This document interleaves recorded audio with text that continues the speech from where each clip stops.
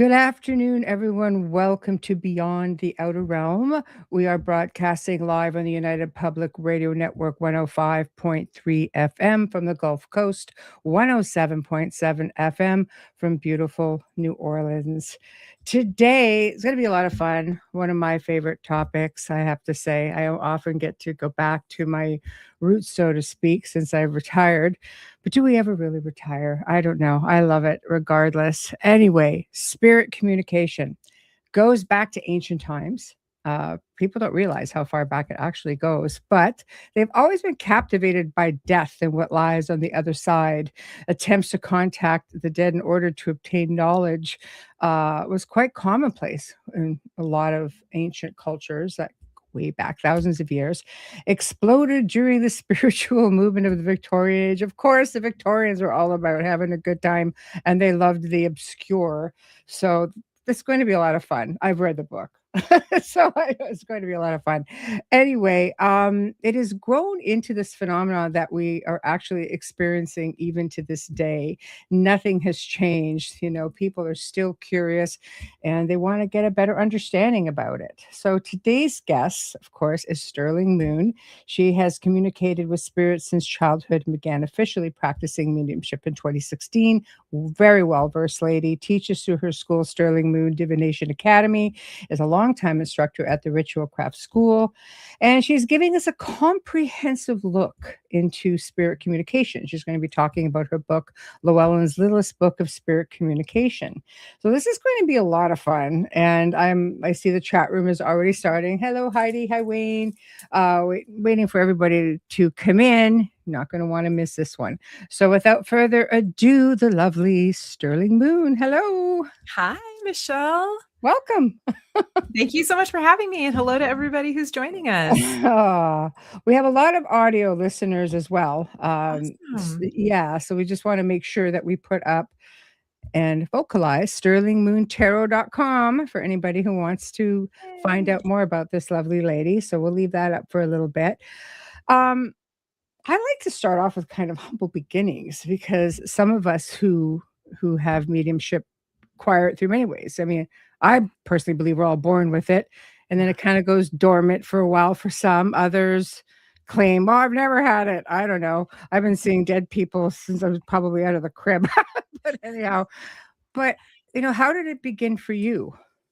Oh my goodness. Well, my mom would say that she started having experiences when she was pregnant with me. And Oh, my mom is sensitive as well. It seems like it runs in our family, but I'm sure for a lot of folks who are listening, I think that these gifts do run in families, but sometimes it can get funneled into maybe our into more acceptable religious beliefs. I think many of us who are mediums we have grandmas and grandpas and great aunties and things like that where they're like, no, I got like a direct pipeline to like God or Mother Mary or something like that. mhm. And then a few generations where maybe that shifts, it looks a little different. But yeah, my mom remembers having experiences when she was pregnant with me. I remember like my first experience of hearing what I think was a spirit was like I was 4, Wow. but I love that you brought up that those skills, they do kind of go dormant for a little bit for a lot of us as we're coming into who we are. And so I would have a lot of like what I like to refer to as like psychic popcorn moments. Of I like course, I that. would always, pick up on things in hotels and kind of like the classic places that we all do. And I really, though, it was after I had my son, and that was where I was really tired. I was really Yeah, tired. I'm a new parent.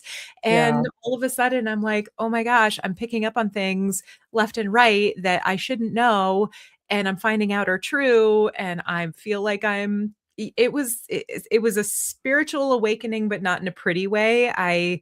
It was kind of like bring you to your knees. What the heck is going on for me? And so that really is where the rubber hit the road for me. Wow. So you just kind of went through this quiet stage for a little bit and then Mhm. it went crazy. Much like I think a lot of people who find themselves on an unconventional spiritual journey, the puzzle pieces start getting put in place before you need them. And so I had just happened to connect with a spiritual teacher. I was in a mystery school called Lapis Moon. And so I had supports that I didn't know I was going to need. And thank goodness. Yeah. But Yeah. just I always joke that it felt like my spiritual gifts just it was like a watermelon got dropped on pavement.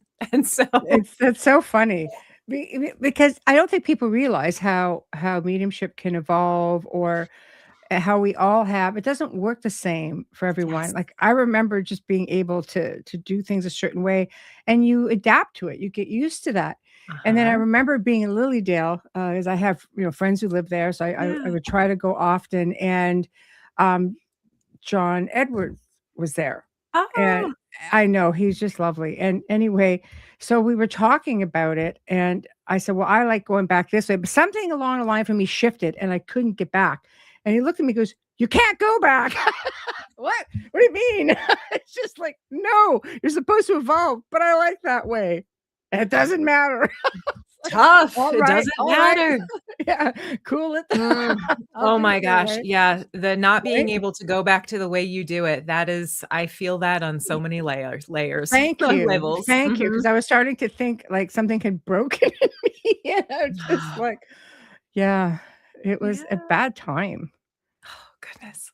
Yeah, because you're just learning things all over again, and you're just like, "Well, I'm not sure I understand that." Just Uh, I always like to joke that, or say that, spirits have jokes and the universe has a lot of jokes and the universe will keep you humble. That is one thing. Like, don't, I feel like I teach mediumship and Yes. work with a lot of clients. And I will say to all of them, to everyone, I feel like mediumship every single day, every single time, it's like an ego death because you don't know what's going to happen. Yeah. The way that spirits will come through, it's not the same every time. And the only way that you have a chance of doing this work with integrity is if you try to keep your ego in the back seat. Mhm. And because I feel like that's the downfall of, historically and in modern times, ego is the downfall of people in this work. You are not wrong, and thank you for talking about that because I think sometimes it gets the better of most, and there's really gifted people out there Yeah. who could be doing a lot of really good things, like Mhm. yourself. You've devoted a good part of your life, your professional life is essentially helping other people right now, s Yeah.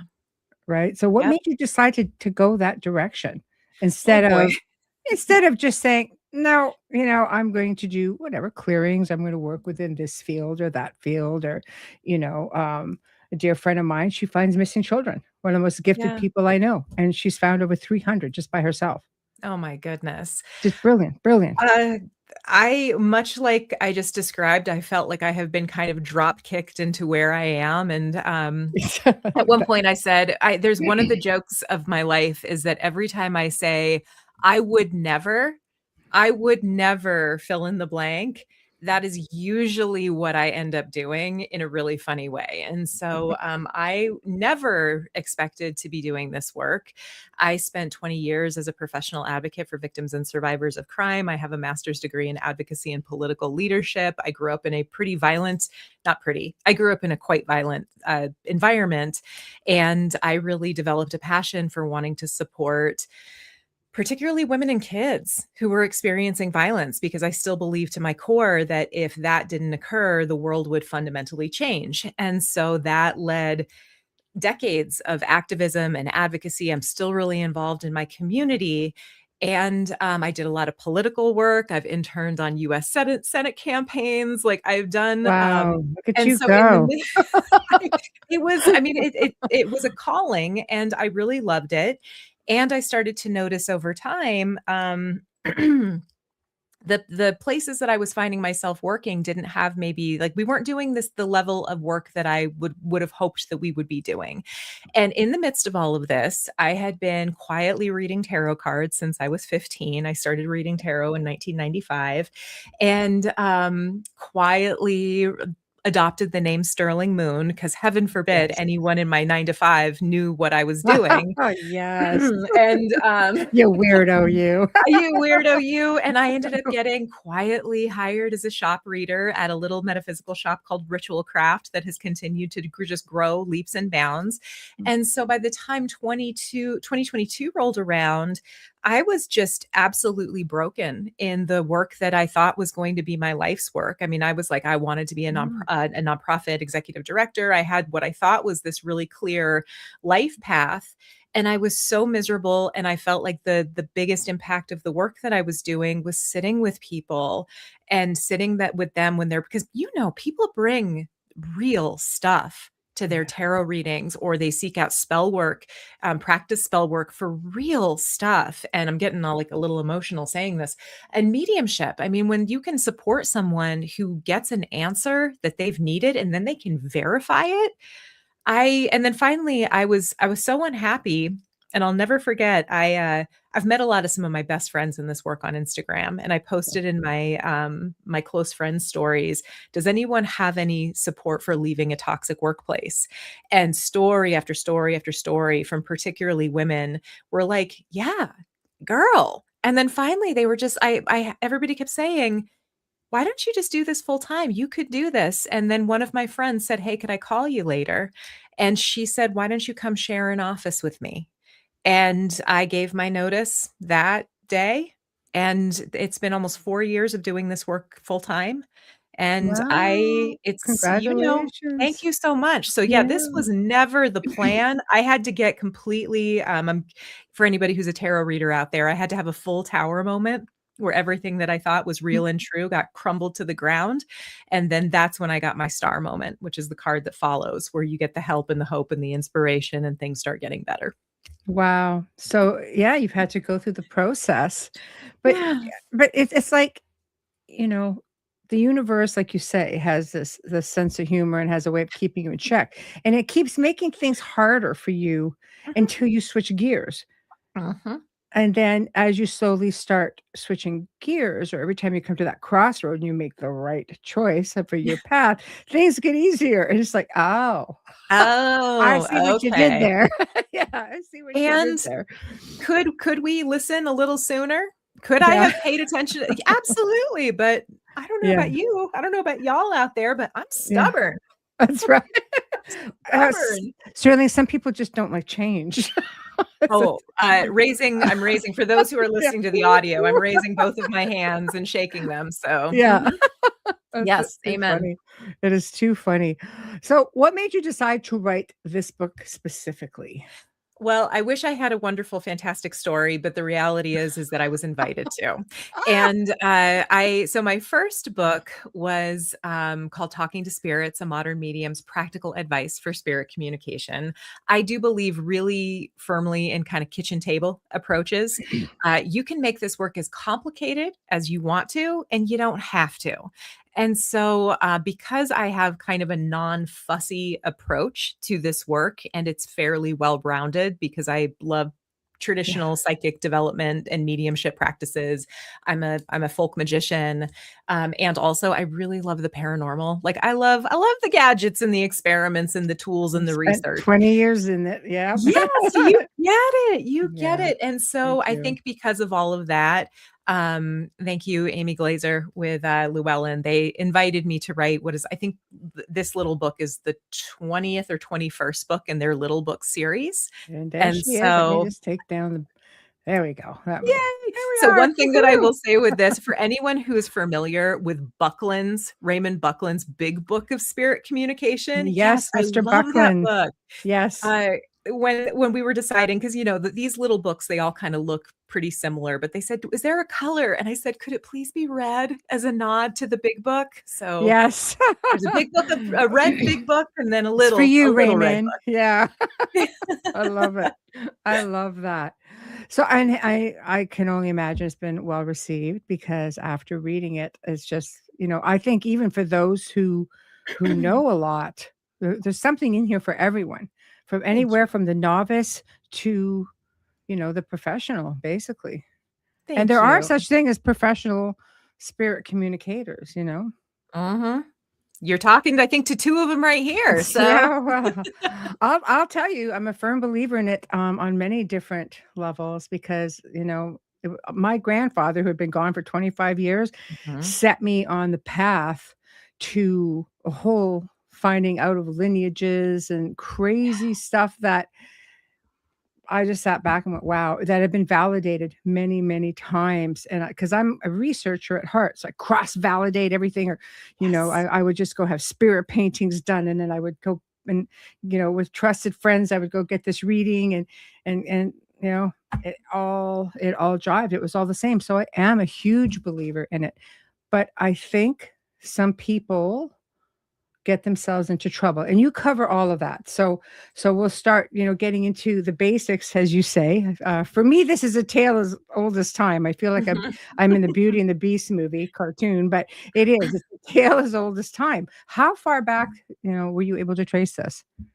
Oh, goodness. So I had to stop myself because, you can get so into the weeds and it can be really intimidating because, I mean, and also too, it depends on the lens that you're taking, right? Like if you want to take frankly, like a biblical lens, there's spirit communication that goes through that lens. If you want to look back into like ancient Persia, or if you want to look at like Greek mythology, so it really, I think I'm not going to say impossible, but for me, it was so daunting to think of like, how far back do we go and what's Yeah. the angle? And so for me, I had to really, I just, I feel like as an author, it's also good to kind of like stick with what you know while also finding your edge of where you can push yourself further.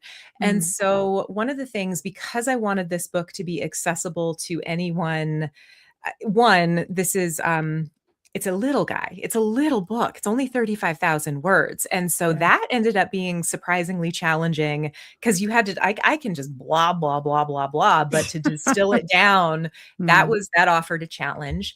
And I also wanted to be mindful that this could be the first book that maybe like a teenager who's interested in this might pick up. Mm. And also too, knowing people come to spirit communication because through grief and loss. I talk about this in the book. There's kind of the four paths of spirit communicate, or four paths to spirit communication. So there's people who come to it through grief and loss. There's people who come to it because of their interest in the paranormal. There's folks who are what I call natural mediums, where we couldn't avoid the presence of spirits if we tried. And then there's magical explorers. And so where I landed on was the really interesting rise of spiritualism, psychical research Mm. societies, and occult societies in Victorian times, because there was this really interesting trifecta. And I think there's also a lot of really interesting power, class, and gender dynamics that you can pick apart. And I think that those are worth continuing to pick apart, because I think that there's some things that maybe documented in a less kind way than they should have been. I talk about that a lot in chapter 2. Mhm. And so that's where I chose to start, while also acknowledging, like you said, this is a tale as old as time. Yes, absolutely it is. And you talk about, 3 kinds of mediumship. Yes. Do you wanna talk about those? Oh, absolutely. So there Excellent. are I feel like we don't hear as much about physical mediums anymore, even though Yeah. do you know people who, like, they show up at a spot and, like, doors start slamming and things start moving? Like, do you have people like Oh, that? like full on psychokinesis stuff, Yes. Do you have right? people where there's something about them that, like, trigger that kind of reaction from spirits? Yeah, I do know some people who do that. I don't know to I mean, I say to the extreme, I probably come across more people been asked to help more Yeah. so than the people who have come in to help them who could full on do that stuff. Yeah, so there's like the physical, thank you. I'm always curious because there's the physical mediums, which was something that you saw a lot, and there was so much fraud. Like, there was so much fraud during, like, The in the Victorian charlatans. times. The Yeah. charlatans. And Yeah. so when I say physical mediumship, that is where there is some kind of physical activity. So there's table Mm. tipping, there's knockings and rappings, which the Fox sisters were famous Yeah. for. Table tipping's easy though. I c table tip. You could table tip. Although at the same time, what do you think? Can we take us a hot sidebar? And I promise then I'll answer your We can talk, question. it's your show. You can talk about whatever you Oh want. my God. So what do you So, think though about like the video that's out there of like the Philip experiment, where they were able, because like the table tipping that was done there, yeah. I find that rather compelling. I find that amazing. The Philip Yeah. experiment was something that it proves manifestation on different levels because Philip didn't exist. But what was interesting is when a medium came around and said, "I'm picking up someone named Philip." It's just like how well manifested was that? Because that's what they did, and they got the activity was amazing. I always get funky with the activity because I've been able to table tip is easy, like, Mhm. but I've done it in locations, not just by myself, but, with another at least maybe just one other person. You know Yeah. those old restaurant tables with the cast iron base? They're Yes. heavy, okay? Yeah. And this whole table went over on its side, and I just sat there, and I lifted my hands, and I kinda went, "Oh," it's like, "Okay," and I'm This looking under it because 'cause I'm at a Yes. location. I'm looking under it, my feet are going because I don't wanna kill the momentum, and I'm just Yeah. trying to find something. And then a photo was captured of me, which is something else you talk about in the book, where the spirit that had come in was like my face had been completely transformed. A young Uh-huh. man beside me, his face was completely transformed. He was like 20 years old, this guy, and it was the 50 something, 60 something year old man who had lived in that house before. It was insane. A photo That was is captured wild. with a non-human entity standing right behind me. Oh And my a goodness. a child who had been in the forum had walked up beside me, which I did not expect, and then I felt that thing come in, and I kinda grabbed him and tucked him into me at that point because of and you see Yeah. this thing and you can see this thing in the back. It's got these little horns, it's crazy, and I just tucked and pulled him in, and that this table had been doing things I've seen 12-foot tables shift like this. Yes. So I'm gonna this is where my brain tends to go a million miles a minute. So for those who are listening, who are saying, "What the heck are they talking about? Who's Philip? How does this deal with Yeah. physical mediumship?" Okay, so the Philip experiment was this group of psychical researchers in Toronto in 1972, and they were just a bunch of like self-described normal folks who didn't have mediumship experience, who were like, "We want to see if we can manifest an apparition." That was their original goal. If you can ever find a copy of the book Conjuring Up Philip, and it's like a Yeah. reasonable price, get a copy. It's pretty hard to find. And it's so, so good. But they would sit in meditation for 2 hours. I think they did that every week for a year with no results. And then they decided to start bringing in like spiritualists, like they started working in seance and sitting around a table, hands, flat, pinky to pinky, and Yep. they completely fabricated this fictitious man named Philip Named that Philip. and named Philip, and they never conjured the apparition, but they were Yeah. able to like there was table tipping, there was like knocking and rapping and things like that. And they always had witnesses and they recorded those sessions and you can find them on YouTube. And so the reason that I brought this up with physical mediumship is because that's the hallmark of physical mediumship is that there are physical manifestations. Now, back in the day, there would be mediums that would say that they could emit ectoplasm. Oftentimes that was found to be chewed up And paper and cheesecloth that they're yeah, puking up in sessions. yeah. I have to say though, what's impressive about that, if you look at old photographs of Uh-huh. that ectoplasm where they're climbing up or they're in these obscure do you know how long it would take to take a photo back in the 1800s? True. That is You would true. have to sit there for quite a while. So, did it sit in manifestation or was it like you say? There's no real way to know at this point. So Yeah, that's one kind of mediumship. There is yeah. also trance mediumship, which that is, I feel like most of us, we have to utilize a light trance that kind of allows you to become a channel. Now, I have some friends that are what I call full trance mediums, where they just go bye bye and they disappear. Their consciousness goes to the back seat. Suddenly they're talking in a voice that isn't theirs. Yeah, yeah. Sometimes they have to have, help coming out of it. So, for those who are fans of maybe Hans Holzer's old Mm. work, Hans Yes, yes, Holzer, he was like the the celebrity, temple. Yeah, and so Ethel Johnson Myers and Yeah. Sybil Leek were some of the famous trance mediums that he worked with, and they had to have somebody kind of help them out, but they would just disappear, and they would just become literally that hollow channel for the spirit to come through. And then Mhm. there's what most of us do, I think, which is mental mediumship, where we don't see. Ooh, that's a good question. Can I get Yeah, distracted? no, go I So know it's a squirrel moment. Hillbilly Herb says, Yeah. "Strange that we don't see ectoplasm in modern photos, or do we?" Ooh, what do you think, Michelle? I've never seen it in modern photos, but then I'm not really, like, looking for it a whole lot. I don't do, I stopped doing physical, um, investigations because I deal with more malevolent things, and I pretty much Yeah. know what to look for. I don't go communicating with things that are causing harm to the family. They want it out. Mhm. And you know what to look for after a couple of decades in, right? But I could tell you my one experience with it, and Sterling, I'd be really curious to see what you think. I Oh, was yeah. at a location at one time, and there was, I don't know, there was, it looked like a sugar substance, and it had a, like a 3 clawed print in it, and I'm Mm. thinking, "Alright, I don't," again, I'm at a location, family home, and I don't know what's been done before I arrived, blah, blah, blah. They Yeah. had put something over it so I could see it, like a big, glass, one of those big glass bell things, what do you Yeah. call those? The big Like a cover, dome, glass like a cover. glass dome Yeah, kind of dome, thing? yes. Yeah. Anyway, it was like an icing sugar sort of thing. I guess they had a group there who tried to do experiments, and this is what they apparently woke up to. Um, so I don't know, but when I touched it, it wasn't sugar anymore. It was slimy. And then it went clear. It crystallized. And of course, me being me, what is it?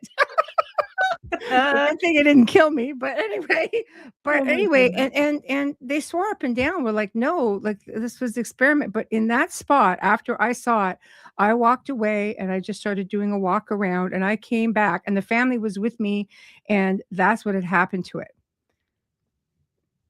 Wow. So That's really interesting. this location was notorious for it. I mean, I filmed an episode at the time, it was ET version, ET Canada at the time. So ET Entertainment Tonight. And the whole family, they were with me. There was 3 of them, like people with me.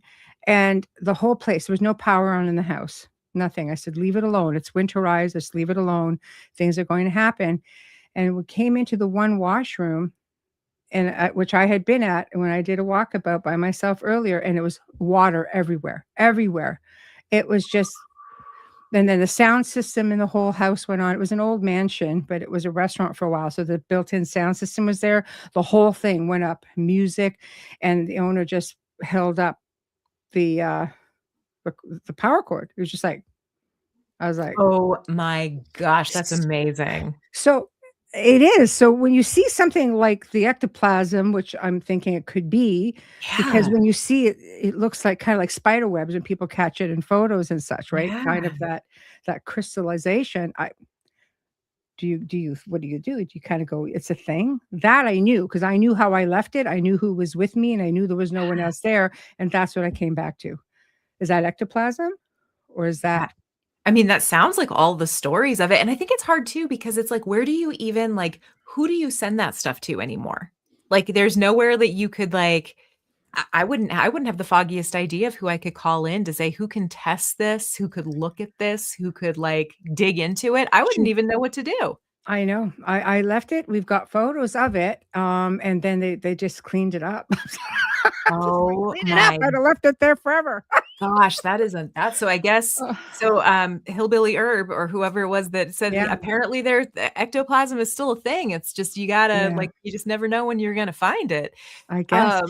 Yeah, and so the last I guess I should probably finish up my thoughts. So the last type of it's gonna be mental mediumship, where that's Yeah, like those messages that come through those psychic senses through the mind. I think that our physical like normal, five primary senses they kick off to, the chills and the things that we hear and see and can taste and smell.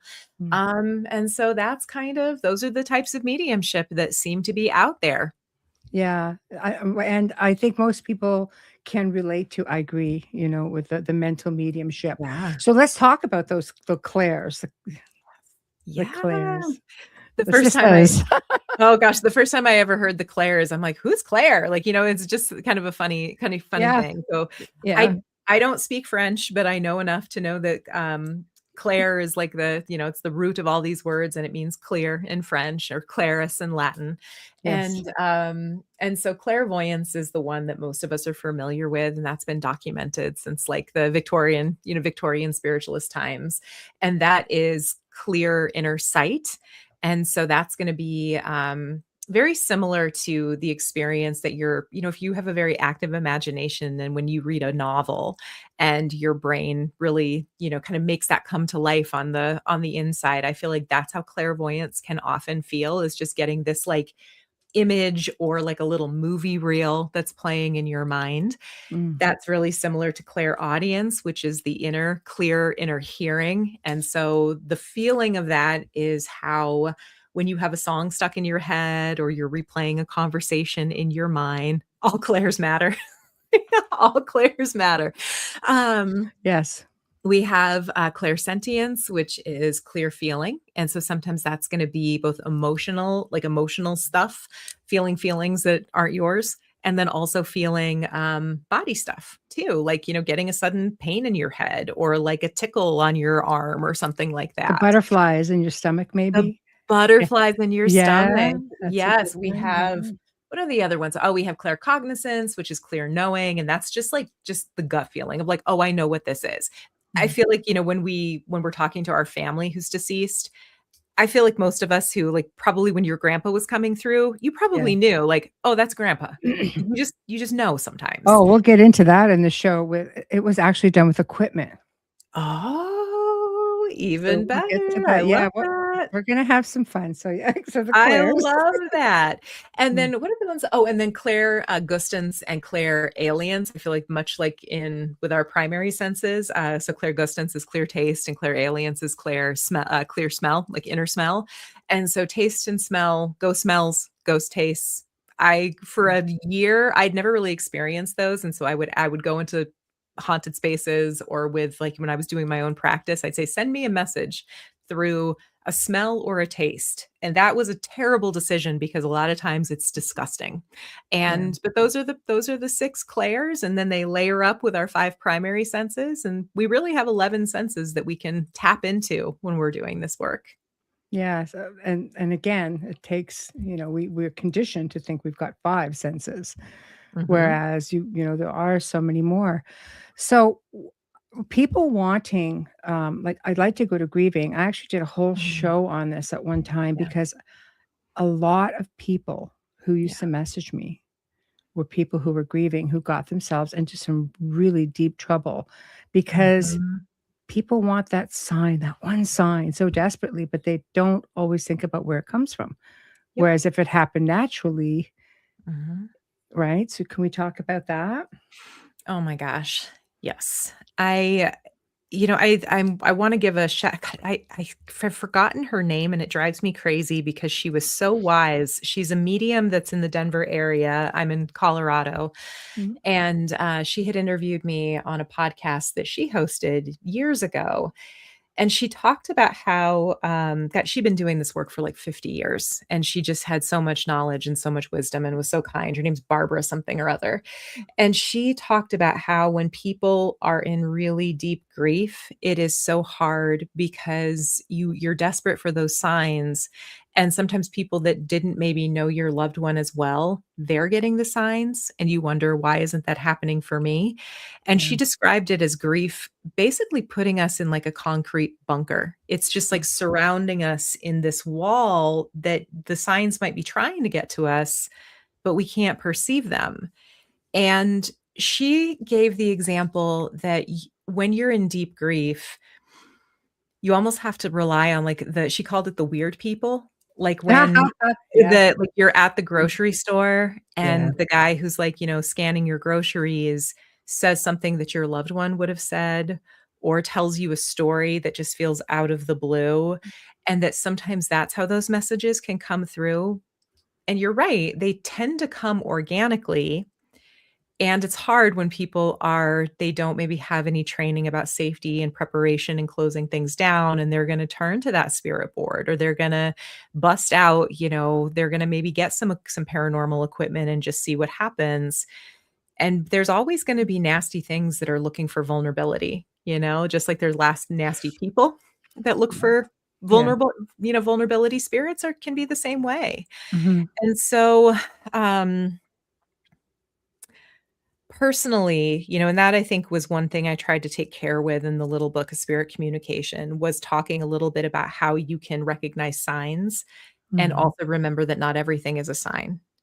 How you can do this work yourself, but like, I mean, I will die on this hill that an ounce of prevention is worth a pound of cure. The way that you have to know yourself, you have to check in with yourself, you need to practice grounding and doing some preparation, like protection work. You got to be really clear in your focus of who you're reaching out to and why. I think ancestor veneration can be really helpful because you're, kind of building your spiritual court can help to keep you safe, because there's good spirits out there too that want you to be safe, and so you can tap into that. Um, I have a lot of thoughts and feelings about this, Mhm. and also I'll probably stop I'll stop there because otherwise I'll Oh, just keep rambling. I actually don't mind that because I think right now, there's so many people who are Yeah, suffering losses, yeah, and we are in an age where you have I think folks are awakening to this sort of stuff. They realize there's more to it. mhm, Um, Now I will pose this question to you. For myself, I've had people who would come to me and say, like, "I wanna contact a loved one." I don't do readings, I don't do things mhm, like that. I've always yeah, just kept it in the field, and only because I learned the hard way with, mhm. back when I was 18, my very best friend in the whole world says, "I need to know if my boyfriend's cheating on me." Me, being her wingman, goes, "Yes," right? Without thinking, ooh, she tried to take her own life at that Oh, point, and so I realized, I'm gonna go into the Spider-Man thing, with great power comes great responsibility, yeah, it does. to which I did not. I was being her friend instead of showing due diligence and saying, "No, you can't say this to her because you don't know." Yeah, Right, and that just comes with being unseasoned. So mhm, I chose at that time, like, and it's mhm, not like I haven't had a person in front of me, and then you have this, like, spirit nagging you, say it."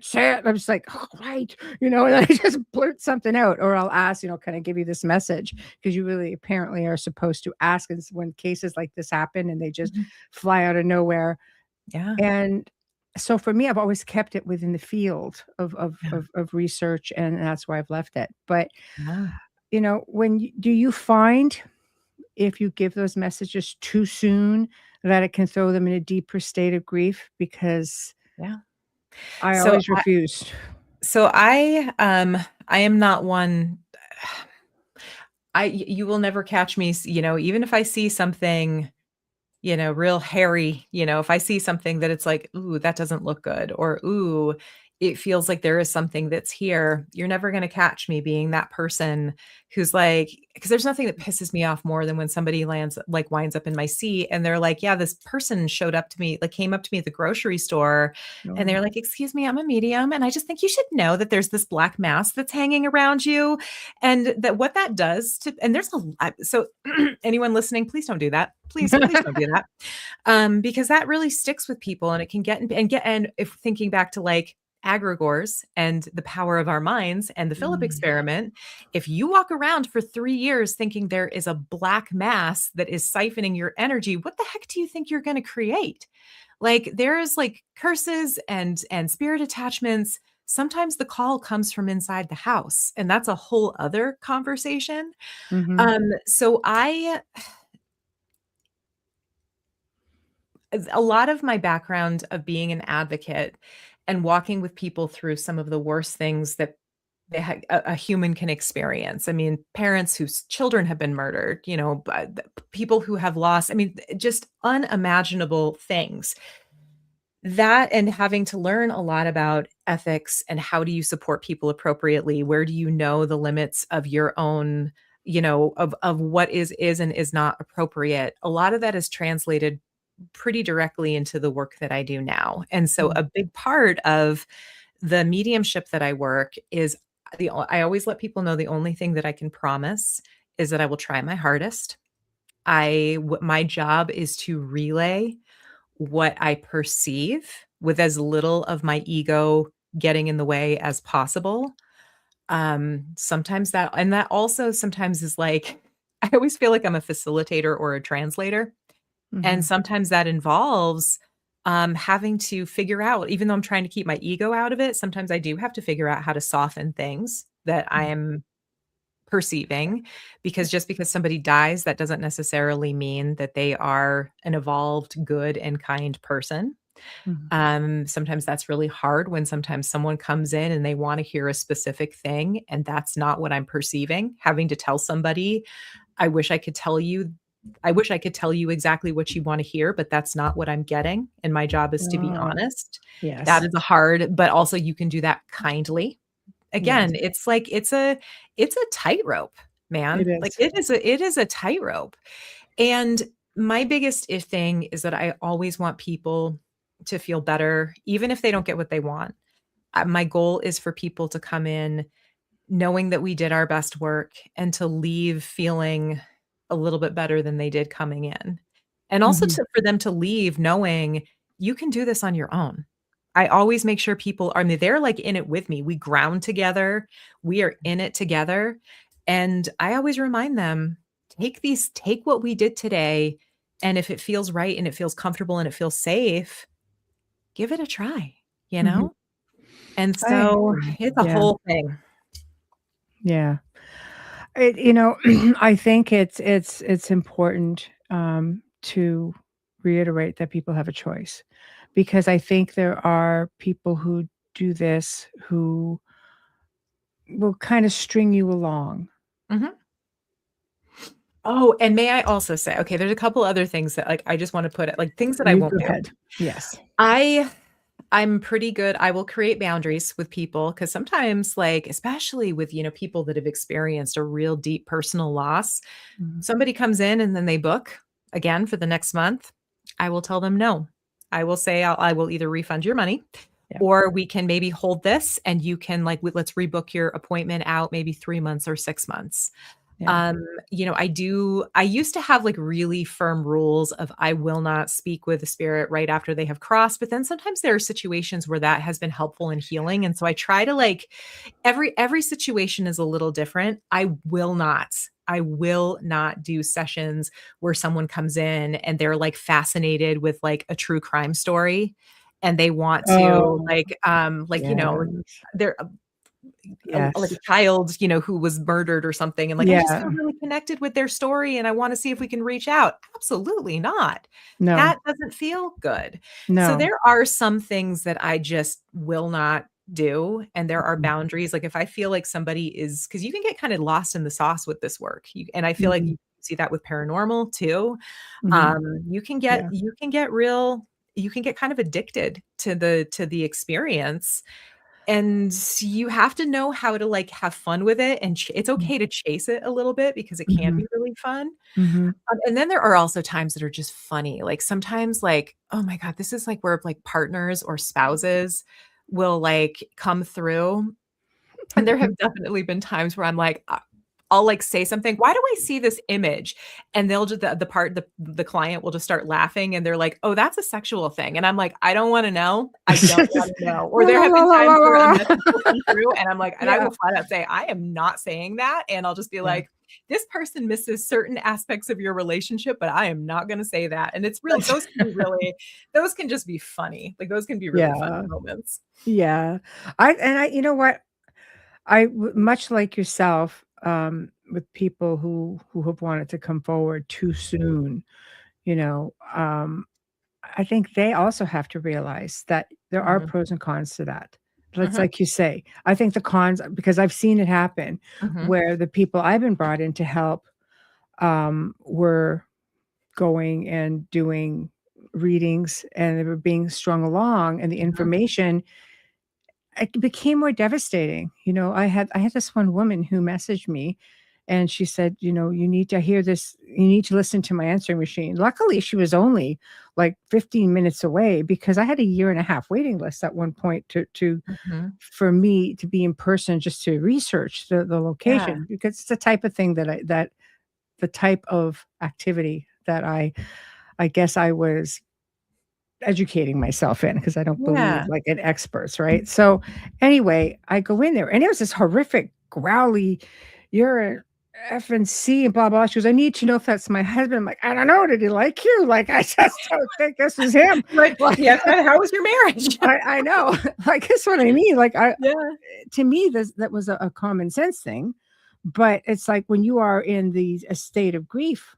I Mhm. mean, this situation was, some Mhm. families just lock down everything. Vehicles get locked down, new vehicle gets purchased because they have the smell. I've encountered that a Mhm. few times. The smell like my loved one, and I don't want to lose it. But the woman in question went on to start doing her own recordings in the house, and things amplified and amplified and Yeah. amplified, and it got out of control. So that's another form that you talk about, the EVPs. Yeah.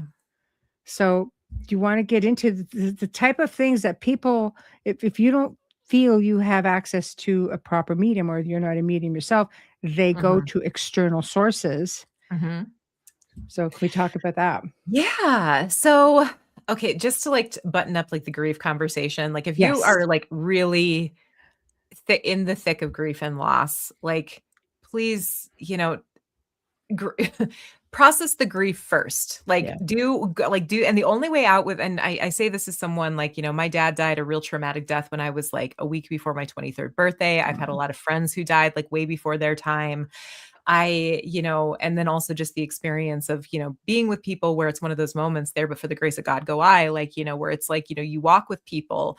And so grief is tough, and some griefs, they can sink you. Get, do whatever you have to do, process it, whether it's with friends, with loved ones, with a grief counselor, processing grief, because the reality is you're the one that's still here.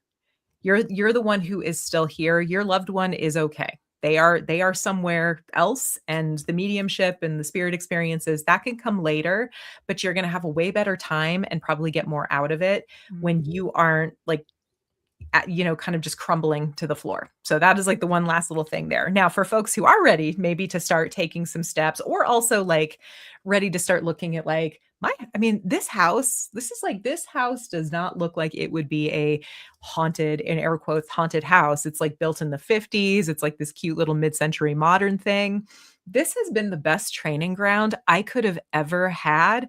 There's more stuff going on in this house than I don't know if I'm ever going to get the full story of what the heck is happening here. It's so fun. So sometimes maybe you just want to know what the heck is going on in your house. mhm. I will be perfectly honest, I've had pretty limited success with EVPs, except once. Oh my God. So I wish I could share this one publicly, but I was recording how sometimes you find yourself recording and then you see a sign saying no video recording. So Yes.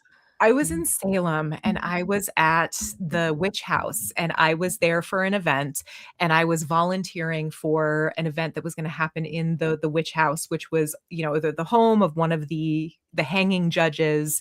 And so I had the privilege of getting to be there after hours in the room that the judge's children would have stayed in. And so Mm, I'm just taking some pictures and I'm taking some video with my cute little like vlogging camera, thinking, oh, I'll get a little B-roll of my trip so I can share on social media. And later, I'm back home in Colorado. This is weeks later, and I'm looking, and I was like, oh crap, I wasn't supposed to be taking video. That's okay. They're just for me. And so I'm looking at my videos weeks later, and I hear this really loud whisper that says, "Hi, I ah. see you." I thought my hair, like I was like the bride of Frankenstein all of a sudden. And Yeah. then I shared it with a couple of like showed it to a couple close friends, and they're like, and there's children's voices that you can hear too. Mm, So again, I just got to saying I never get good EVPs. I've gotten one really, really good A one, and class A as well, a which is class nice. A, and I can't Yeah, share it. I can't share it publicly yeah, unless I get permission from them, which maybe I'll have to ask if I can. Maybe I'll have to ask if yeah, I can. yeah. But I mean, just the fact that we have, like, our smartphones that have voice recorders and that have, videos. I think the one thing that I have found is, and again, this is like what I try because I know it's best practice is when you're trying to get those voices, go and like listen right away because you don't want to. If I had been actually trying to get an EVP, I probably wouldn't have gotten it. But boy, do Mm. I wish that I had seen that in the moment. So then I could have been like, who's here? Who's here? Exactly, Oh my gosh. exactly, So what like, would exactly. you have any suggestions from, like, for EVPs? Because that's something I'm still working on that one myself. My best success has come from just having conversations, either with the family or walking around and just conversing. Yeah. Now don't get me wrong, I've had locations where I was in a castle at one point, and I had dropped recorders all over the place. Incredible stuff came from them because we're left alone. When you're asking questions, try to get an idea of a time period and how you're vocalizing. And Yeah. I'll give you one example is just Wayne in chat. He and his girlfriend at the time were at an old fort, and she had this big camera with a long lens. I said Canon, and something tried to slap it out of her hand. Luckily, it was on a lanyard because it would Yeah. have gone. So, if you're dealing with Victorian spirits, try to speak, like you would in Victorian times. If you're saying, "Is anybody here?"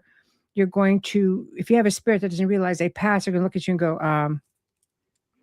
Yeah. what do you want about? Like, you have to be diligent, like, aware of how you're asking your questions. Not everything is status quo, like with, Uh-huh. "Is anybody here?" "What are you doing?" It's just like, "Well, I'm standing here looking at you asking me if I'm here." Like, Uh-huh. but I my often find like so one of the things that I always tell like my students and that I, approach because I teach mediumship and then for people that have studied with me who we all have like you have to have gone through a 7-week program and so we all have like a baseline of experience together and then I host an annual retreat called Beyond the Veil and so Nice. we rent out a haunted place and we go and have a good time for 72 hours and we learn the history of the town and we have like paranormal night which we'll do like 5 to 6 hours of Estes method sessions, which are just so fun, and we always have people going up in twos. So, because it's so fun when you have people kinda going back and forth and there's, like, spirits that are having a conversation. It just is so fun. Mm, And we always talk about the importance of, like, be a sparkling conversationalist and go in, like and the more lighthearted you are, the more you tend to attract those spirits that also wanna have a good time. And mm, so, knowing about the music of the different periods, like so I had an event in 2024 at the Stanley the Stanley Hotel in Estes Park, Colorado. And it was at the Lodge, which is right, it's like it looks like a mini Stanley hotel and it's right next to the main hotel. yeah, The Stanley is one of it's like a very famous haunted location in Colorado for folks who maybe aren't familiar with it. Stephen King very famously got his inspiration for the book The Shining in room 217. And the Stanley shows up. Like, and the thing that was just so funny is music is really important there because they have a concert venue. And so we like through the spirit box sessions or just the like straight up mediumship channeling that we were doing.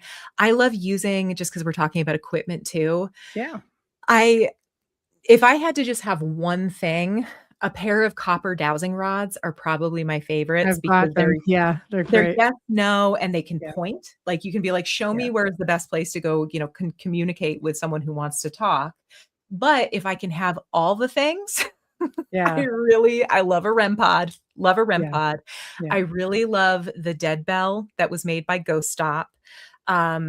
That thing is so fun because it seems like it's not like weird to Mhm. spirits of a lot of different generations. And also there's nothing more cheerful than this little bell just going ding. Yeah. And I love tracer lights. And also Mhm. I love balloons because if everyone is super still and you just like, hey, can somebody go move that balloon? And you see it just go, vroom. That is, Right. oh, And it's it's so basic, right? good. It's so Yeah, good. So at the yeah. Stanley, we had the Dead Bell and the REM pod, and we were asking, and we had people that were doing Estes, method spirit box sessions, where that is where somebody's listening to an SB7 spirit box. They're blindfolded, they've got headphones on, so they can't hear the questions that are being asked. And song recommendations kept coming through. So we ended up having like a playlist that we created for the spirits. And because we kept telling them this is kind of like our annual party. And then we always cap it off with a big seance, and we would say, do you want to come back to our party? And so we played the songs that they had requested. Mhm. It was wild. It was just wild. Yeah. But again, like and they also wanted to talk about there were all these like things about wanting to talk about finances, wanting to talk about politics, wanting to Oh, talk about crazy. music. And it Yeah. was really interesting because it was like, oh, you all are paying attention to what's going on here. And you're invested too. And so my favorite question to ask is, do you have any advice for us that are living in this timeline based on what you lived through? And that can be really interesting. Yeah, I bet it can. I bet it can, because I've had spirits warn me about things. Yeah. And I Yeah. mean, like, and I am a fan of ITC because I've had really good experiences with it, and I think, if you factor in that you can take anything you want out of it, you have to be careful. When you talk about music, I remember being at a location, a home, I mean, it was just out nowhere. Like, if you had, like, one radio station for it to grab from, and I used the AM, that's all it was at the time, Yeah. and they said, "Well, the spirit here loves music." So I would say, "Oh, can you I wanna hear some of the King, Elvis," right? And Elvis came through, and I says, "What about Old Blue Eyes, Frank Sinatra?" And then it came in with Frank Sinatra. I went with different genres of music. Now, chances are if you Yeah. have one radio station in the area, because 'cause you're out in the country, you're gonna get one genre of what that station plays at that specific time. And all of these different every time I would put out a type of music, Yeah. and they would essentially give me that. But, I mean, I've had incredible experiences. I knew Frank Sumption. I have a Frank's box, an That's original so Frank's cool. box. Oh, I well, live here like it's so funny, I live just a few miles away from where he lived in yeah, Colorado, that's so funny. that's so neat. He seems like he was just such a fascinating man. He was. I mean, I was really getting to know him. He was a best friend of a friend of mine, and, Mhm. he messaged me, and he started sharing all of these, his recordings with me. He sent me a whole bunch of them, That's so cool. and he goes, "Here's the thing," he goes, "Everybody thinks I built this to talk to ghosts." He goes, "I built it to talk to aliens." Aliens. Yeah. And I laugh because it goes back to, Nikola Tesla being the one who designed the first one, and he called them, I'm talking to Martians." I was like, "Way to go." Oh my Right? god. Yes, and anyway, sorry, I'm getting very excited. No, I have you so go, many you questions. go, you go. Your No, turn. I so Yeah. that's one of the questions that I have, because one of the things that I've heard about the Frank's box is that it jumps over that he didn't want it to be, linear, is one of the things that I Yeah, read when they so he wanted to make sure that it wasn't just that where it's sweeping through in a linear fashion, yeah, and that he figured out how to make it jump around. yeah. And I feel like that's a whole other layer, because when we were at the Stanley in particular, there was one moment where it was so cool. We had these two sisters that they were doing the Estes method together, and they're holding hands. Like, I have some great video of them. It was just like one of those moments where it's like, this is so just iconic. It's like the tracer lights are going off and the fireplace is crackling in the background, and these two sisters holding hands. It was Yeah. precious. But they started channeling something that didn't feel like a person. And we even asked, "Are you don't feel like a person?" And we started getting this advice about the need to come together, and that there's a need to come together to work together to solve problems. And it was like the room just got like we're all just like, I'm getting goosebumps just Yeah. even like remembering it. Mhm. And I think that happens more, and you can feel the difference sometimes. So have you ever talked to an alien through the Frank's Many box? times, many times. So cool. Oh I've my God. had not specifically Frank's box. Before I knew Frank, I had one designed for me that would have been an equivalent or upgraded, and Yeah. you could fine tune it. You could do all kinds of things that Frank Yeah. didn't have in his. And I also had another piece built few many years after that, and I can work them together, work on reverse speech. I've had incredible even EVPs in reverse speech, all kinds of things. But Yeah. with aliens, we tested this because I had, a friend of mine being a remote viewer. I said, I need you to tell me what is as this experiment because I'm on the box. Like I can't be, yourself. You can Yeah. only, you want to be able to be in that moment. And at one point, I mean, all this time I was hearing this clicking and clacking, and Yeah. I'm going, I've thought, I'm like, it sounds like a gray, and I had a guest on the show who went, no, those are actually mantis. Mantis will click like that. I'm like, Mhm. right? The Sorry, I'm clicking, getting so exciting. like things like that, Yes. right? And I've got these recorded, like I record everything. And at one Wow. point, something really growly came through at one point, and you know, she says that's actually a reptilian. And they Mhm. start talking, and they're very gruff. But Yeah. and at first I'm like, nobody's talking to you, because she just be like, they're very, very like in your face, like they don't care Yeah. what's going on. So that was a bit of a lesson, taking the back seat. But it goes to show how when you're hearing all the growlies, how many people think, oh, that's a demonic. And meanwhile, it was a reptilian. That is so interesting. And it's funny too the way that so I have my fancy schmancy spirit box that is the fussiest thing that I've ever it, it works when it wants to work. It has its own personality, but it's a geoport that George Brown built. And I They're love cool. oh my Yeah, God, they're so cool. And this thing yeah, is like, it is so persnickety. When it doesn't want to work, it will not work. But when it does, like I have to treat it like it has its own spirit. But when it will come through, I heard this. I mean, it'll speak in very like full sentences. It's yeah, unbelievable, unbelievably clear. yeah. But one of the things that I've always wondered is, I don't know, I'm so curious about just like the different ways you could soup up the radio frequencies to try to like figure out how to get to tune into different types of spirits. I have so many Yeah. questions. Oh my God, Go but that's crazy, probably go crazy, go crazy. It's a conversation. So yeah, well, okay, get let me going. do you know how to like tune those radios yourself? Like how did you teach yourself how to do that? And if so, Well, how did I you don't I learn? I don't know a geo. That's like I'm not like I'm familiar with it Uh-huh. because but he had such a long waiting list out because I was ready to get one at that point, but they Oh, evolved so quick. I was like, wow. The pieces that I had built, one of them, I mean, I think there's only like 2 in the country, yeah.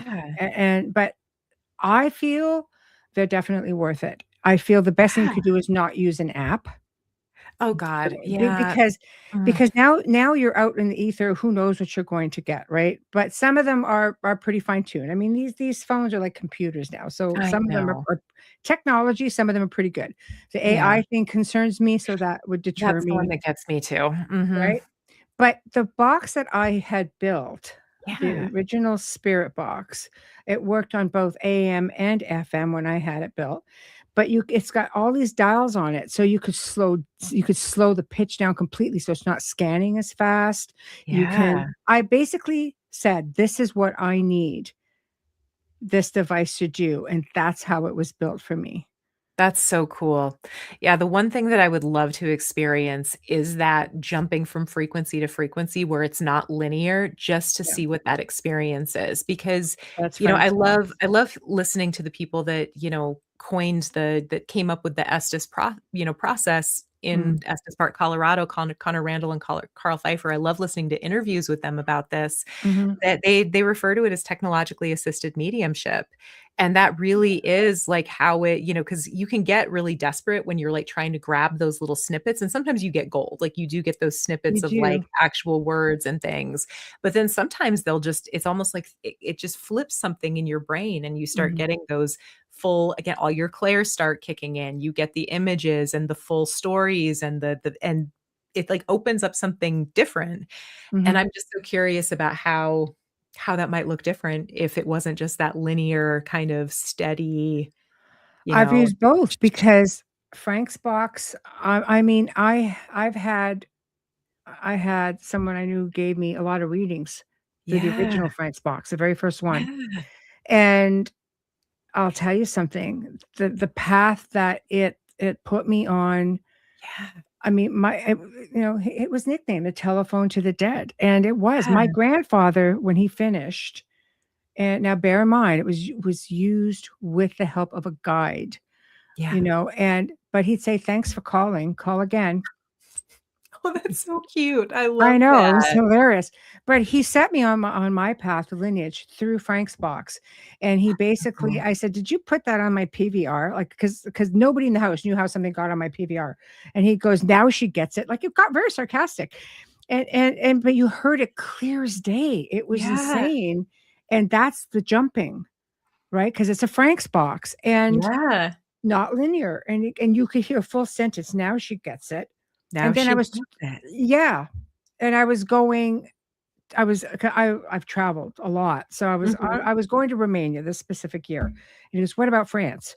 Says, "Grandpa, I'm not going to France this time. I'm going to Romania." And he goes, "You need to go to France because huge lineage. Like I have Templar lineage, so it starts off in different parts." And Uh-huh. I'm like, "I will get to France." Then he sends me on this place that he put on the PVR, and he goes, "Don't go in the winter because it'll be too hard. You need to go underground." The hell do you think I am, Indiana Jones?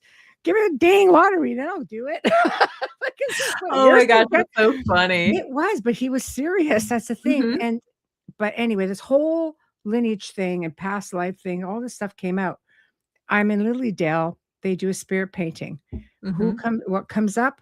All of this stuff, and it was like they're like 3, 4-hour sessions, right? Because you're getting the painting done, but Yeah, I would do these cycles for validation yeah. for years, and it was all there. So Frank, I mean, the story I heard was that he was, shortwave radio operator as well. So he had a Mhm. very good understanding Mm, of mhm. how all of that worked, as well as doing all these repairs, as you made mention. Yeah. Like he understood how it worked, and he So was cool. so humble. I would say, let me send you gift cards or something because you need to buy all of these components, or let me send you something. No, no, no, no, don't do that. He just, you know, but he had such a big order list. Like there was only so many of them ever made. I think a couple of hundred Yeah, in his time. yeah. Um, and so I finally did it through my friend. I just said, "Look, here's some money. Just go buy him." Like, because he liked jewelry box cases. Everything was wood. So That's so cool. That's so cool, Michelle. I love that. yeah, it was really great to know somebody like that. But the consensus, of course, when you talk about all of these different beings that could Yeah. be coming through on your reading, what has been your experience with that in communication? Oh, goodness. Where can I even where to even start with that? So, I think that, like, when I'm doing, like, one-to-one sessions, those are so focused, and we put in so much intention, and now, can I say that there's been some weird stuff that will come up where it's like, "Didn't expect that, never saw that before." Absolutely. But I think, oftentimes, like, with, like, client work, I feel like sometimes I'm stepping into a conversation that's already halfway done, because it's like, usually it's like a spirit that's been, people will come in and say, "I think someone is trying to reach out to me," and we ground, we do all the things, we open it up, and it's like, "Yep." So sometimes, like, those tend to be pretty classic spirit of the dead. I will say some of the harder sessions, client sessions, are when people will come in and say, "I want to talk with a guide," because guides are so personal to us and the way they manifest is so Mhm. personal. Yeah. And so the way that, like, your guide might present to me might be very, very different because they don't want to talk to me. They want to talk to you, you know? And Yeah, so yeah. so those can be a little tricky. I think, spirits of the land, like land-based spirits, and learning about, like, folklore, and also just being very respectful, and, maybe I personally don't get too chummy with land-based spirits or house spirits. There's a lot of lore and a lot of kind of traditions around not offending them and yet also being grateful for them, feeding them, but not paying them so much attention that you upset them. We've had some wild experiences in this house. Like my mom, my son, myself, we've all had some really interesting sightings in this house that feel more kind of land-based energies. And also too, like, I have a real love of like old mining towns. And so there's like some of the legends and the lore of the stuff that goes on in the mines and the connection with like the minerals and the I was just in Bisbee, Arizona this past year with a group of students. We loved it so much we're going back. Everybody go to Bisbee. And the influence of because it's a copper mining town. And so like copper is a conduit. Copper is it's a Venusian metal. The copper I feel like makes Bisbee a very interesting place. Probably the most extreme, what I would call like residual haunting. Oh yeah, Cripple Creek. Fun fact, Cripple Creek it's 5 miles away from a town called Victor, Colorado. Victor is a ghost. It is a ghost town. That's the first place I ever had a retreat. It is People in Victor, they want to keep it a ghost town too. I've never been anywhere that was so determined to like not want to let you come in and spend money to support their small businesses because they're like, just go away. We don't want anyone here. Haunted place. And it's just 5 miles away from Cripple Creek, which is really like leaned into their haunting and their folklore and all that stuff. But in Bisbee, there was I took my crew on a ghost tour, and we had this wonderful, wonderful tour guide. And one point she just stops talking because we hear like the blare of a train. And so we're like, oh, I was like, where are the train tracks? And she just says, there is no train. Train hasn't run through in years. And there were like 20 of us that heard this, and it was loud. So, and I'm just like, I wonder if the copper kind of like amplifies that. I lived in Wyoming, rural Colorado, and New Mexico. So a lot of like UFO sightings, especially my mom has had more than I have. And so I think there's definitely some weirdness that goes on. I could fill you in on some of that on the Four Corners, that's for sure. Oh yeah, absolutely. And then, there's the darker stuff. I'd be lying if I said that there isn't. I do believe that, malevolent beings that have never been human, aka demons, absolutely. Yeah. And also they're on a spectrum. There are some that they really do want to ruin your life, and then their ends or take, own your life. And then there's some that are just kind of more of a nuisance and everything. And then I love cryptids. I just believe in it all. I'm open to it all. It all comes around full circle, doesn't it? Like they're all connected. Yes. And I think that's one of the things that always drives me nuts is like how siloed we get. The paranormal people don't talk to the witches, and the witches don't talk to the ufologists, and the, cryptozoologists aren't talking to the mediums. And it's just, I'm like, what if we all have like a puzzle piece of this like great big cosmic thing? And we're like, we could just learn so much if we would just like maybe quit being so snotty to each other. No, it's true. It's I'm true. crazy. You know what? 100%. I believe that people who do start out in one field or the other, eventually, if you're a serious researcher, you will see that there are connections to all of it. You can get into I'll give you one example. Yeah. The exact similarities between extraterrestrial abduction and demonic infestation, right down to the smells. Abductees have said, no, I smell sulfur and bright lights. Well, that's what people who experience demons will tell you.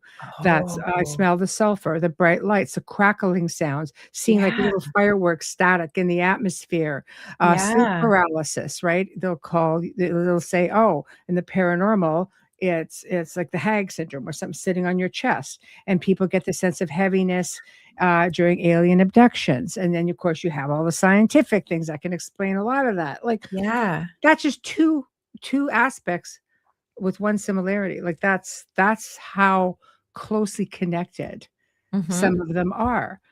Spirit communication, people who think I'm talking to a demon. Oh, it was a reptilian. Yeah, I'm with you. I am with you 100. And then oh my God, I'm like, we could spend another hour and a half just talking about this for sure. Oh, Yeah. absolutely. There's so many interesting things, but this is what I love about the whole aspect of spirit communication.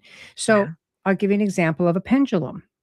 You Yeah. have to be careful with those, and Mhm. we, when we were doing a restoration Mhm. of our, our last home, um, it had been changed. The house is 18, 74. I think changes happen between the original family and the process between to the last owners, which at the time, Mhm. Wayne had the house. And he said, "I wonder if there's like a door here, blah blah blah. I'm pretty sure there is." It just took out the pendulum and it pointed right over, and it went, yes, it pointed there, and he found it. And there was a doorway there, and it had all beautiful wainscoting woodwork along, and they'd walled it in with live wiring. Oh. I know. So, you know what I mean? Like, but that's a way that the spirits are showing you there's something Mhm. going on. Mhm. So that's pendulum work. And I've also seen things go real bad with families I've helped with pendulums. So, Mhm. Well, so pendulums, I mean, I think you always have to keep, again, with all of this stuff, you got to keep a good head on your shoulders, right? yeah, Like always keep a good head on your shoulders. And that involves, the idiomotor effect is a thing. Your fine muscle skills are, or your fine, little muscles are going to influence how that pendulum is swinging, how your dowsing rods are swinging. And at the same time, like if you are the channel, you are the filter, of course they are, because mhm, it's processing through you and that's going to influence how this spins. like Now, dowsing rods. I will also argue that I think a lot of people, much like with most spirit communication, like devices or tools, like whether it's a spirit board, whether it's pendulums, whether it's, spirit communication devices that have batteries, I think a lot of folks jump in without doing any of the grounding, without like, just, I'm excited. And so I'm just going to jump in and then, oh my gosh, that was cool. And now I got a little scared and I'm just going to throw it in a box. And then they wonder why things are still happening or they wonder why they're not feeling well or and I again it's that an ounce of prevention is worth a pound of cure. So with the situation with maybe things go well and maybe they go poorly with something like a pendulum or dowsing rods, Mhm. sometimes I would also wonder like what are the other surrounding things for that person, maybe the person that's working with the pendulum, and finds this really cool doorway. Maybe they were having a really good grounded day. They're just a grounded, stable person. And so for them, and they're also maybe not super emotionally invested in whether or not there's a door there. And so I always talk with my students about like being kind of like a blank canvas. Like you want to be pretty neutral when you're coming into this work because Mhm. otherwise your own stuff gets in the way of the messages. And yet, if you have somebody that maybe they're keyed up and they're already a little frightened, or they're like, maybe they have some other things that are going on, maybe they're not totally sober, right? How many people go, jump into like a ghost hunt and they're a little drunk or they're a little, whatever. Yeah. Which, whatever. I'm not judging, but at the same Yeah. time, you Yeah. do have to like, You get you different have results. you're gonna get different results. Like, and if you're going to have a good time with the spirits of the saloon, that actually might be you might have a great freaking time. And next thing you know, Yes. you're singing songs and you're getting good stuff on the EVP and stuff like, you're getting all kinds of good things. But if you're like not in a good place and you're trying to learn about something in your house, most of the time you're gonna get something that like maybe validates like your worst fears. Sometimes that can happen. And then that can, I don't know. There's a whole So, could that come just with residual energy being our Mhm. own residual energy? Like, if you Oh, get yeah. into an argument with your significant other and you walk away and come back 2 hours later, you're wondering why you're feeling foul when you're in that spot, chances Yeah, are you need to cleanse the space, ground yourself to 100%. keep your energy focused, one or the other, right? Oh, absolutely. I teach people to read the tarot, and I have a group of students that, like, they needed like a little tune up. So we're doing like we're meeting for the next 6 weeks and we're doing some like, just refreshing our practice. Yeah. And one of my students had this great example of how she was doing a tarot reading on a day that she felt so good, but The Walking Dead was playing in the background and her reading was like super dark, didn't match anything. And then she Yeah. realized she was basically doing a reading for The Walking Dead and that it matched what was going on in the show. So she turned it off and like recentered. And then So yeah, so that's so some oh, I love that. I got better results when I was in the dressed in the time period and speaking the vernacular. Yeah, Yeah. that's cool. I love that. So Yeah. fun. So yeah, I do think our own energy, you're right, it is like a residual energy. That's a good way Mhm. of putting it. Yeah. I mean, Mhm. I've seen, for example, spirit boards, Yeah. Ouija boards, where people are trying to get things manipulated. And most of the time, and I've tested this theory many times, where Mhm. people will say, well, I can communicate with this spirit. And I'm like, okay, test it. Mhm. Because it picks up on what you're thinking. That's a manifestation. You have to be so careful. I Mhm. had this one young girl, she was convinced that this very malevolent energy in her home cared about her, and I went, "Really?" And I said, "Do you care about so and so?" And in my mind, I said, "Okay, if you don't, just come to me instead." And all of a sudden, like, this thing just came flinging itself at me, and then I said, "Okay, there's the test." And I had again, I'm and how many people think that they are completely in control of these things? I had this adult male who would get drinking, and he said, "I can get this ashtray to do whatever I wanted to. This spirit will do whatever I wanted to." Mm. And I said, "Okay, try." And he sat there trying to get this ashtray to come towards him and started to move. All I had to do, Sterling, was I put my hand like this. I didn't say a word. I went like this. It stopped and it came right to me. So I said, "Take it from me." I just said to him, "Just take it from me." And I just went. That thing didn't move. So it's like you can manifest whatever is going on, you could say. We are so You have to much be more powerful than Thank you. we realize. And I Yes. think and I think all of the things that you're saying, I mean, those are like cautionary tales too for everything from the way that we approach maybe things that we suspect are in our home. You always have to be like and may sound like a little funny, coming from someone like me who does what I do. You always do kind of have to, I mean, number one, you always do have to look for what are the mundane things. What are like, it's kind of like one foot in, 1 foot out. And you always have to remember, even though I know what my grandmother's energy feels like, I know. And yet, if my grandma comes to me in a setting, if my grandma, air quotes, comes to me in a setting that I like is kind of unusual, there is an element of like we are kind of doing the equivalent of chatting with people, getting close with someone in like an online space. It's like, the online chat room Mhm. example. People can say whoever they can present themselves however they want to online. And yet we know catfishing can happen. And Yeah, so definitely. catfishing can happen in the spirit world too. So Yeah. I It do I do caution, I definitely have had students in the past where they'll have so much fun sometimes with what we do and they'll be like, I want to do that all the time. I want to go back to that place. I want to go talk to that one spirit. And it's like, just sit with Mhm. that, because remember, like you don't get too chummy. Like your best friends should be people that are breathing, you know? Yeah. Yeah. And Yeah. because you again, it's like that you can get lost in the sauce and you have to be careful. Mhm. I think that's when, we go back into the age of spiritualism. Uh-huh. I love Lily Dale. It's the largest spiritual community on Yeah. this side of the world. I've encountered and met people who Mhm. have the same sort of deal on the other side of the world, but it has a feel about it. The place has a feel about it. Yeah. But what is it? Like, and you get into this fascination. Lily Dale, Abraham Lincoln and his wife, Harry Yeah. Houdini, Oh god. who just wanted so desperately to have his message and never got it. So you wanna talk Well, about the Victorians and the spirit at times. there is also questions though. I mean, that I love the story of how Houdini famously fell out with was it was it Conan Doyle? Sir I Conan think Doyle, or was I it Arthur Findlay? It was one of those 2 it's one of guys. those 2 guys, I yeah. think it was Sir Arthur Conan Doyle because he was the founder of the College of Psychic Studies in the UK, and that they had a falling out because Houdini maybe I think it was Doyle's wife did deliver a message, but Houdini was so married to his skepticism that he refused, and they ended up like their friendship exploded. So, you also don't want to like maintain your skepticism, because I think people like to say like, well, I'm a skeptic, because it makes them feel Mhm. smart.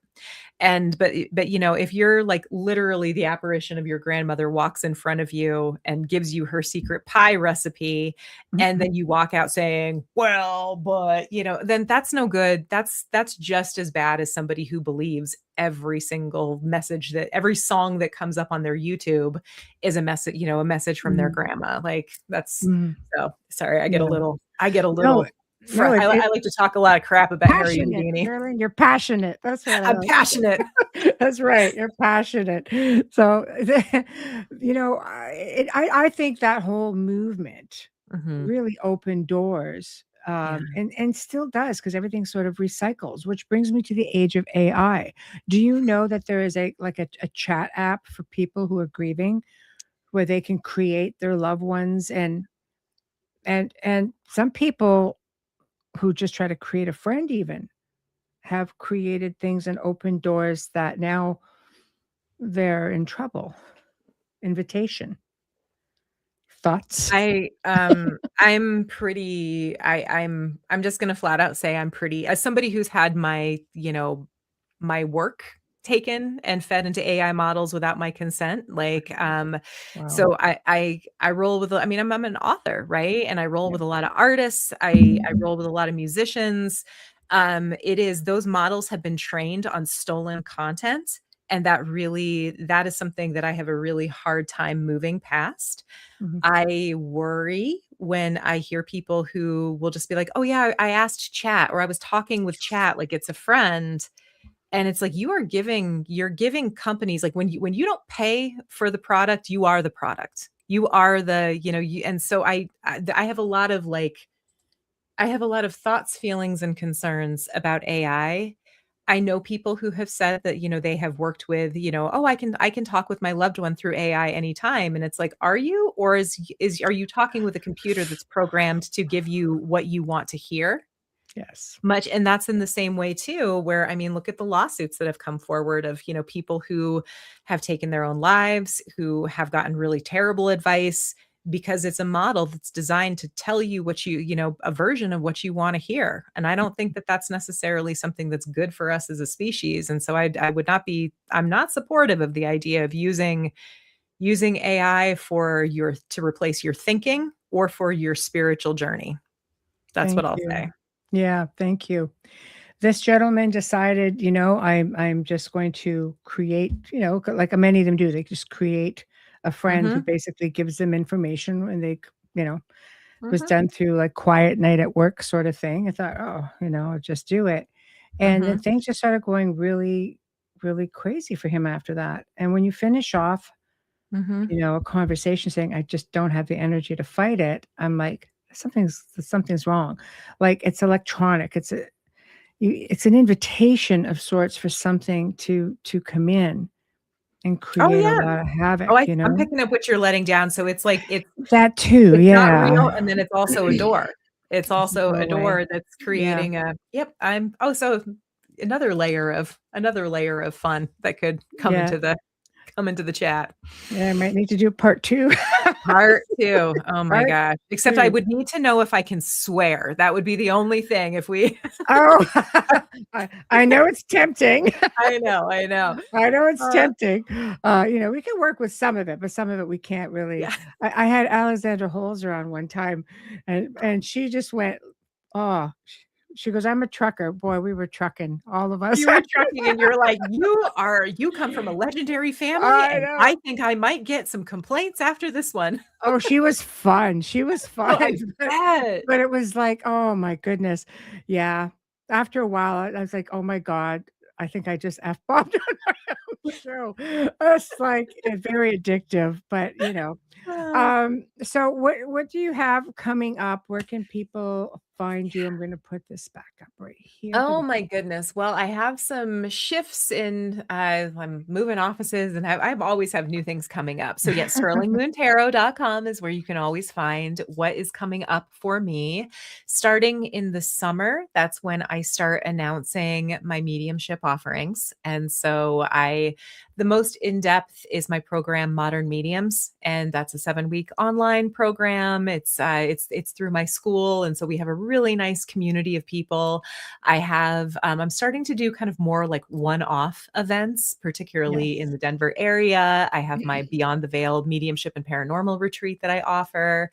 And yeah, I you can just find me there, and all my social media handles are all through the website. It's the best way to keep up with me. And the book, I have a link to Amazon in the show description along with your website, everything. Thank So, you.